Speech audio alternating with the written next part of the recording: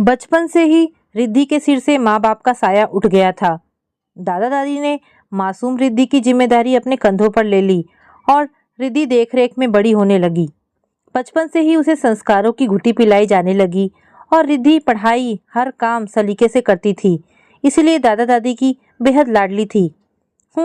यही एक नातिन है क्या इनकी? जब देखो तब रिद्धि रिद्धि। मेरी प्रिया तो कहीं नहीं दिखती, जैसे वो इनकी कुछ नहीं लगती। रिद्धि की चाची अपना गुस्सा चाचा जी पर उतार रही थी। तुम भी सुषमा, अब क्या बोलूं, रोज एक ही बात लेकर बैठ जाती हो। कभी प्यार से बिन माँ की बच्ची से बात कर लिया करो। पंकज जी पत्नी को समझाते हुए बोले। तुम तो उसे भूल कर भी प्यार से बोलती नहीं और चाहती हो माँ बाबूजी भी ना बोले। मुझे तुम्हारी यह बात अच्छी नहीं लगती। हाँ, हम क्यों अच्छे लगेंगे? सारा कुछ कर दो भाई साहब की लाडली के नाम। रिद्धि को उसकी चाची बिल्कुल भी पसंद नहीं करती थी। शायद रिद्धि की खूबसूरती उनके आंखों में खटकती थी। इसके विपरीत रिद्धि जब भी समय मिलता चाची की मदद करने आ जाती थी। चाची की बड़ी बेटी प्रिया रिद्धि की हम उम्र थी, पर चाची ने उसके मन में भी रिद्धि के लिए जहर भर रखा था। यही कारण था वो रिद्धि से जलती थी। रिया की आदत थी जो रिद्धि को मिले वही उसे भी चाहिए। उसने दादाजी को रिद्धि को पैसे देते देखा तो तुरंत माँ के पास भागी। माँ, कहाँ हो? क्या हुआ? क्यों चिल्लाकर घर सिर पर उठाई हो? माँ, दादी माँ ने रिद्धि को नई ड्रेस के लिए 500 रुपए दिए, मुझे भी चाहिए। अभी पिछले महीने तो तूने नए कपड़े खरीदे थे, फिर क्यों नए चाहिए? यह माँ बाबूजी जानबूझकर मेरी बेटी के साथ सौतेला व्यवहार करते हैं। तू रुक, मैं बात करती हूँ। बाबूजी, इस घर में मेरे भी बच्चे रहते हैं, पर शायद आपको दिखाई नहीं देते। क्या हुआ बहू? रमाशंकर जी बोले। क्यों अनजान बनते हो बाबूजी? इस घर में और भी बच्चे हैं, उनके बारे में भी सोच लिया कीजिए। रिद्धि को किस बात के लिए पैसे दिए हैं आपने? बहू, मैंने रिद्धि के लिए लड़का देखा है और वो लोग 1-2 दिन में उसे देखने आने वाले हैं। पुराने कपड़े पहनेगी तो लड़के वाले क्या कहेंगे? रिद्धि की शादी उसके दादाजी ने अपने मित्र के पोते से तय कर दी थी। लो कर लो बात, इतना कांड रच लिया और मुझे जानकारी ही नहीं। क्यों माँ जी? पंकज ने कहा वो तुम्हें बता देगा। क्या उसने नहीं बताया तुम्हें? हमें लगा तुम्हें सारी जानकारी होगी। सब समझ आ रहा है मुझे। मेरे खिलाफ हमेशा ही षड्यंत्र रचे जाते हैं। सुषमा बड़बड़ाते हुए चली आई। 2 दिन बाद विजय कुमार अपने बेटे बहू और पोते आकाश के साथ रिद्धि को देखने आ गए। रमाशंकर जी घर में कोई कलह नहीं चाहते थे, तो खाने पीने की व्यवस्था करने के लिए हलवाई बुला लिया था। यह देख सुषमा बहुत खुश हो गई और अच्छी होने का दिखावा करती रही। आपकी पोती तो हमें पसंद आ गई है रमाशंकर जी, अब फैसला मेरे बच्चों के हाथ में है। रिद्धि के चेहरे पर शर्म की लाली छा गई। आकाश के माता पिता बोले, रिद्धि हमें भी पसंद है अंकल जी, बच्चों को अकेले बात करने देते हैं और वो एक दूसरे के बारे में क्या सोचते हैं। दोनों को अंदर कमरे में भेज दिया जाता है। थोड़ी देर में ही आकाश वापस आ गया और माँ के कान में धीरे से कुछ कहकर चुप बैठ गया। विजय ने कहा, क्या बात है आकाश, क्या तुम्हें रिद्धि पसंद नहीं? आकाश की तरफ से कुसुम जी बोली, नहीं नहीं अंकल जी, हमें यह रिश्ता मंजूर है। कुसुम जी मुस्कुराते हुए बोली, रिद्धि बेटा आप क्या चाहती हो? रिद्धि को भी आकाश पसंद आया है और वो हाँ कर देती है। दोनों में फोन पर बातचीत शुरू हो गई थी। रिद्धि मन ही मन वो आकाश को चाहने लगी थी। आकाश भी रिद्धि से बहुत प्यार करने लगा था। रिद्धि के लिए इतना सुंदर घर और वर देखकर रिद्धि की खुशियाँ चाची और प्रिया को अखरने लगी।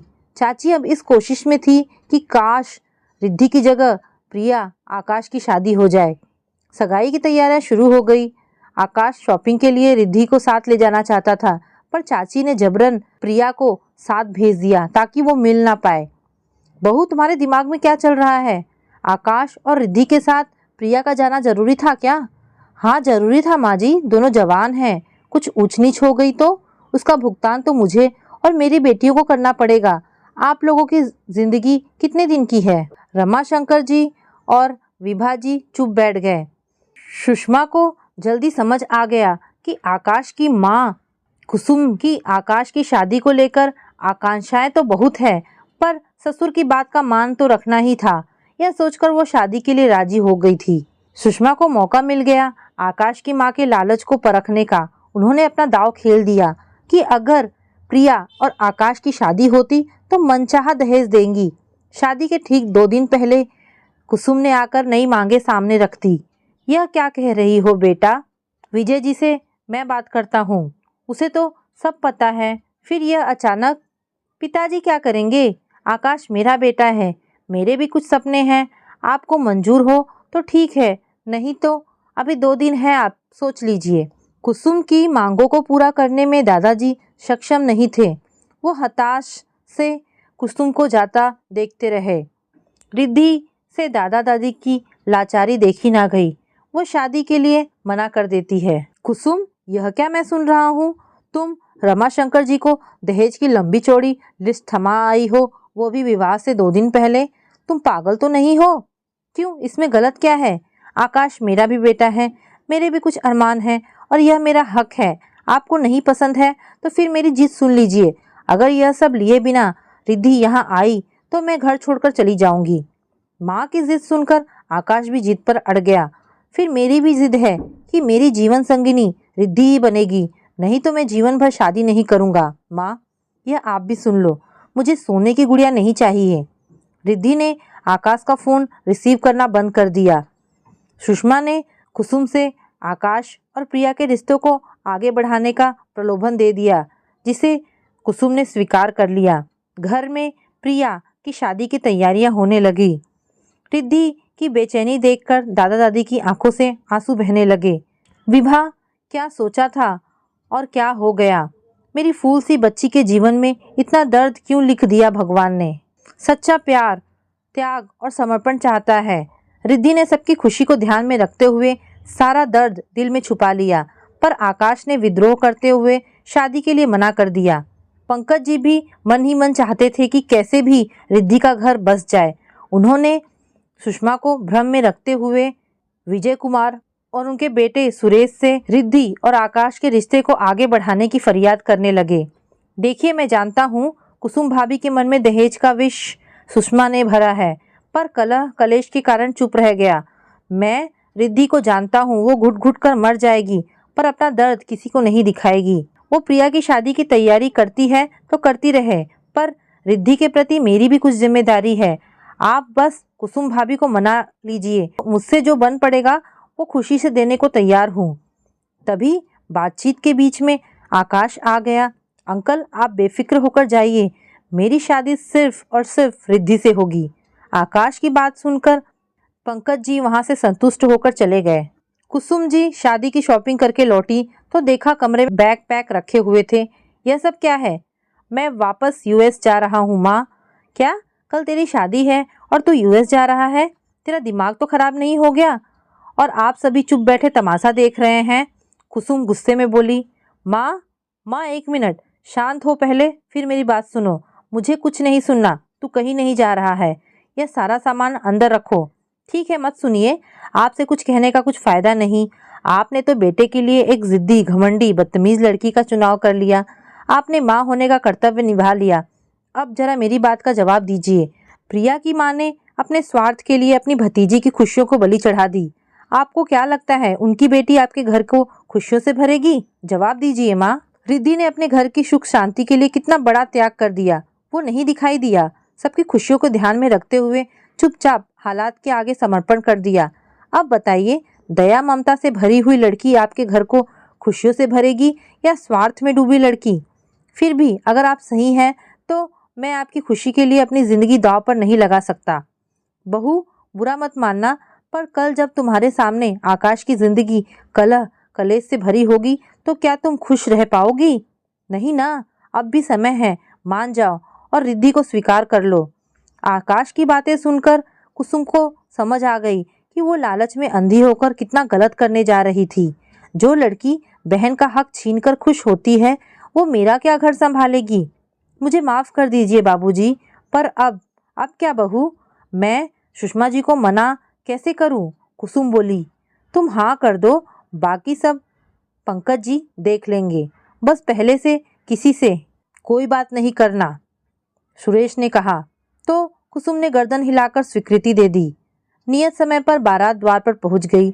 बारात की आवाज़ सुनकर रिद्धि भागकर अपने कमरे में चली गई और रोने लगी। सामने की मेज पर रखा शादी का जोड़ा उसे मुंह चिढ़ा रहा था। रिद्धि, पंकज की आवाज़ सुनकर रिद्धि ने जल्दी से आंसू पोंछ लिए। जी चाचा जी, अभी आई।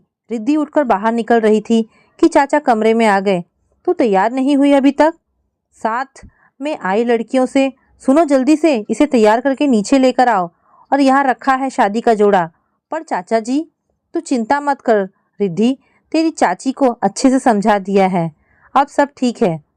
चल जल्दी से तैयार हो जा, आकाश इंतजार कर रहा है।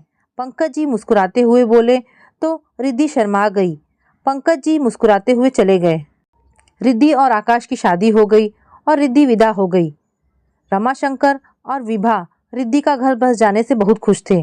माँ, आप कुछ बोली क्यों नहीं? प्रिया माँ से झगड़ा कर रही थी। इतनी बड़ी साजिश, जैसे मैं सौतेली बेटी हूँ। माँ कुछ बोलो तो। क्या बोलूँ? तेरे पिता ने तलाक के पेपर सामने रख दिए थे। मैं अनपढ़ इस उम्र में अलग होकर कैसे गुजर बसर करूँगी? लोग हंसेंगे, थूकेंगे मुझ पर कि अपने स्वार्थ के लिए अपने भतीजी के साथ साथ अपना घर बर्बाद कर लिया है। तेरे लिए अपना घर तो नहीं उजाड़ सकती थी। तलाक के पेपर कहाँ है, जरा मैं भी देखूं। प्रिया पेपर मांगकर देखती है तो चौंक गई और सिर पकड़कर बैठ गई। माँ, पापा ने तुझे पागल बनाकर रिद्धि की शादी करवा दी। यह तो एफडी के पेपर है जो दादाजी ने रिद्धि के लिए तुड़वाई थी। तो तुम्हें क्या लगा मैं सही में तलाक दे सकता हूँ? पंकज जी अंदर आते हुए बोले, मैं तुम लोगों जैसा स्वार्थी नहीं हूँ जो अपनी खुशी के लिए किसी की खुशियाँ छीन लूँ। सुषमा, तुम्हारे कारण मैं कभी उस बच्ची को गोद में उठाकर प्यार नहीं कर पाया, क्योंकि मैं ऐसा करता तो तुम कलह करती और उसके साथ साथ माँ बाबूजी का जीना मुश्किल कर देती। स्वार्थ कभी भी खुशियाँ नहीं देता सुषमा। खुशी पाने के लिए त्याग और समर्पण भी चाहिए। यह बात तुम्हारी समझ में नहीं आई, पर कुसुम भाभी को समझ आ गई और उन्होंने भी रिद्धि को बहू बनाने का फैसला कर लिया। अब ज़रा तुम भी कुछ अच्छे संस्कार प्रिया को देना शुरू कर दो तो बेहतर होगा।